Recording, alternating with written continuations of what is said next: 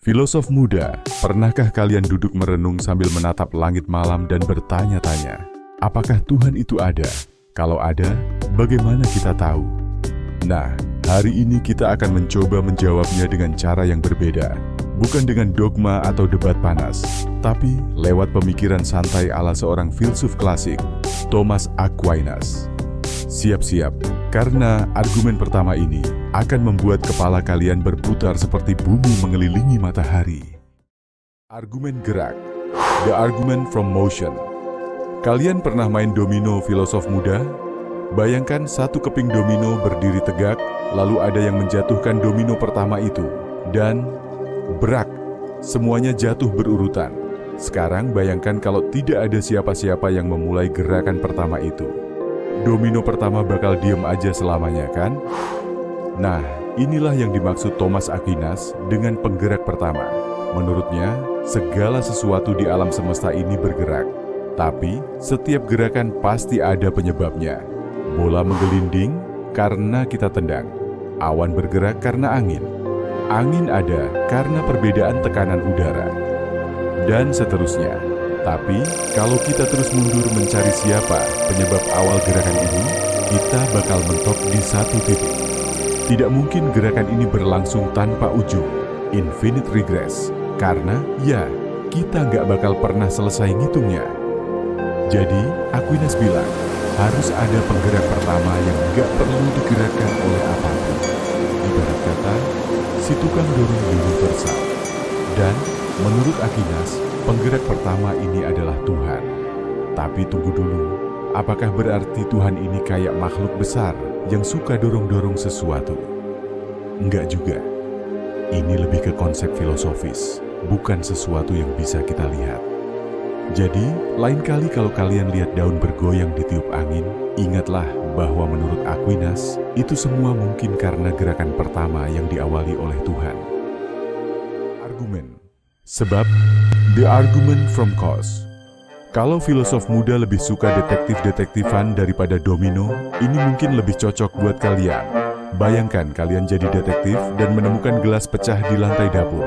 Kalian tentu berpikir, siapa yang bikin gelas ini pecah? Setelah ditelusuri, ternyata kucing kalian yang melakukannya. Tapi, tunggu dulu. Siapa yang bikin kucing ada di situ? Oh, ternyata kalian sendiri yang membawanya ke rumah. Tapi siapa yang bikin kalian ada? Orang tua kalian mungkin? Kalau terus kita tarik mundur, akan sampai pada pertanyaan besar. Siapa yang memulai semua ini? Apakah rantai sebab akibat ini bisa terus berlangsung tanpa ujung? Thomas Aquinas bilang, nggak mungkin. Harus ada sebab pertama yang tidak disebabkan oleh apapun. Sesuatu yang menjadi the original maker. Menurut Aquinas, sebab pertama ini adalah Tuhan. Tapi ingat, ini bukan berarti Tuhan itu kayak tukang kayu yang bikin meja. Tuhan di sini lebih kayak energi pencetus awal. Atau, kalau kalian lebih suka analogi, Tuhan itu kayak tukang nyalain lampu di bioskop supaya cerita bisa mulai. Keren kan? Tapi ya, ini tetap argumen. Kita belum bicara soal bukti langsung. Hanya logika yang bikin otak kita ngerasa, masuk akal juga ya. Argumen kontingensi, the argument from contingency. Filosof muda, pernah nggak sih kalian berpikir, kenapa aku ada di dunia ini? Kalau jawabannya, karena orang tuaku bagus, tapi coba kita pikir lebih dalam. Orang tua kalian, nenek, kakek, sampai nenek moyang pertama manusia, semua bisa saja tidak ada. Tapi mereka ada karena ada sesuatu yang membuat mereka mungkin untuk ada. Menurut Thomas Aquinas, segala sesuatu di dunia ini bersifat kontingen, artinya bisa ada atau nggak ada. Contoh gampangnya, batu bata di rumah kalian. Batu bata itu bisa saja nggak pernah dibuat kalau tukangnya nggak bikin. Bahkan, alam semesta kita ini, dalam teori fisika modern, juga mungkin nggak pernah ada kalau tidak ada kondisi awal Big Bang. Jadi, kalau semua hal yang ada ini kontingen, artinya pada satu titik di masa lalu, nggak ada apa-apa sama sekali. Tapi, kok kita ada sekarang? Nah, Aquinas bilang, harus ada sesuatu yang necessary. sesuatu yang keberadaannya mutlak, tidak tergantung pada apapun. Inilah yang disebutnya sebagai Tuhan. Kalian bisa membayangkan Tuhan ini sebagai penjamin eksistensi. Tanpa keberadaannya, semuanya nggak bakal mungkin ada. Kayak permainan video yang nggak bisa jalan kalau servernya nggak ada. Filosof muda, pernah nggak kalian berpikir kenapa kita bisa membandingkan segala sesuatu? Misalnya, kalau ada dua orang berdiri di depan kalian, kalian pasti bisa membandingkan mana yang lebih tinggi, lebih pintar, atau lebih baik dalam hal tertentu. Kita tahu bahwa ada tingkatan dalam segala hal, mulai dari orang yang lebih pintar sampai benda yang lebih berat. Nah, dari mana tingkatan itu datang? Menurut Aquinas, ada gradien dalam segala hal. Ada yang lebih baik, lebih benar, dan lebih sempurna, kan? Kita selalu punya standar untuk membandingkan semua hal ini.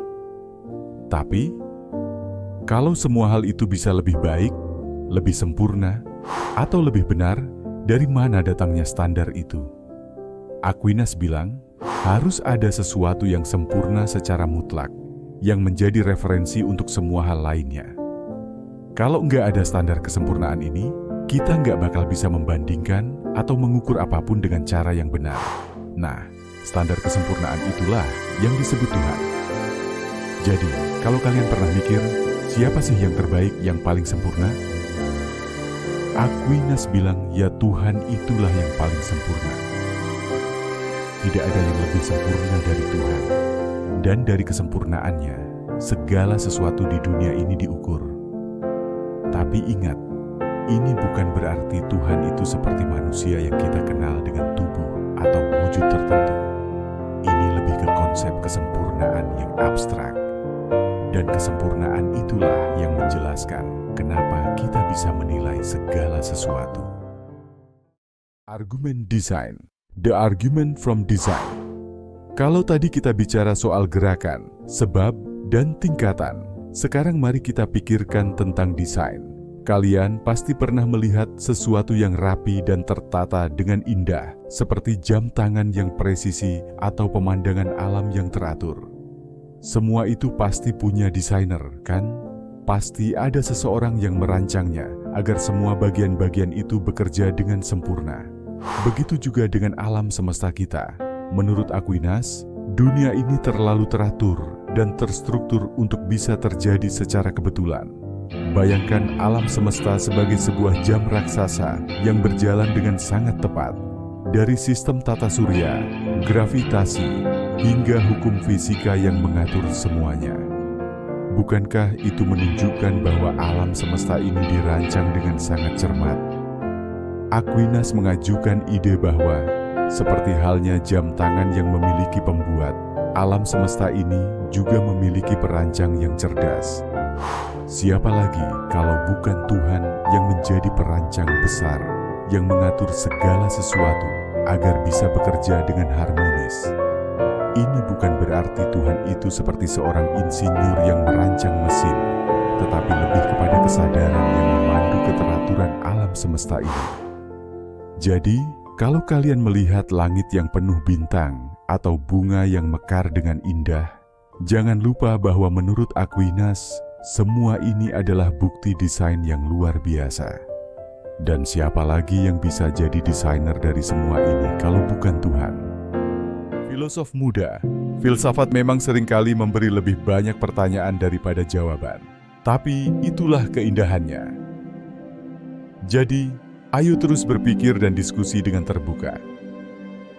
Ingat, setiap pertanyaan yang muncul adalah langkah menuju pemahaman yang lebih dalam.